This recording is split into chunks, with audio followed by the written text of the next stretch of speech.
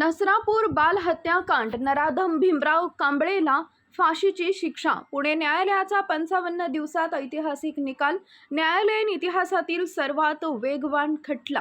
पुणे जिल्ह्यातील भोर तालुक्यातील नसरापूर इथं 3.5 वर्षाच्या चिमुरडीवर अत्याचार करून तिची निर्गुण हत्या करणाऱ्या नराधम आरोपी भीमराव प्रभाकर कांबळे वय वर्ष 65 याला पुणे जिल्हा सत्र न्यायालयाच्या विशेष न्यायालयानं आज सोमवार 29 जून रोजी मरेपर्यंत फाशीची शिक्षा सुनावली आहे.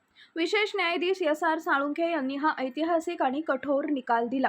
गुन्हा घडल्यापासून अवघ्या 55 दिवसांच्या आत न्यायालयाचा अंतिम निकाल आल्यानं महाराष्ट्राच्या न्यायालयीन इतिहासात सर्वात जलद गतीनं निकाली लागलेला हा पहिलाच खटला ठरलाय. 1 मे 2026 रोजी नसरापूर इथं ही अत्यंत घृणास्पद आणि अमानवीय घटना घडली होती. या घटनेमुळे संपूर्ण महाराष्ट्र संतापानं पेटून उठला होता. घटनेचं गांभीर्य ओळखून पुणे पोलिसांनी अत्यंत तत्परतेनं तपास करत अवघ्या 15 दिवसात न्यायालयात 1200 पानांचं दोषारोपपत्र दाखल केलं होतं. त्यानंतर या खटल्याची सुनावणी विशेष जलद गती न्यायालयात चालवण्यात आली. न्यायालयानं गुरुवार 25 जून रोजी आरोपी भीमराव कांबळे याला दोषी ठरवलं होतं, तर आज त्याच्या शिक्षेची घोषणा करण्यात आली होती. निकाल सुनावताना न्यायालयानं तीव्र शब्दात ताशेरे ओढले. हा गुन्हा अत्यंत क्रूर, अमानवीय आणि दुर्मिळातील दुर्मिळ या वर्गवारीतील आहे.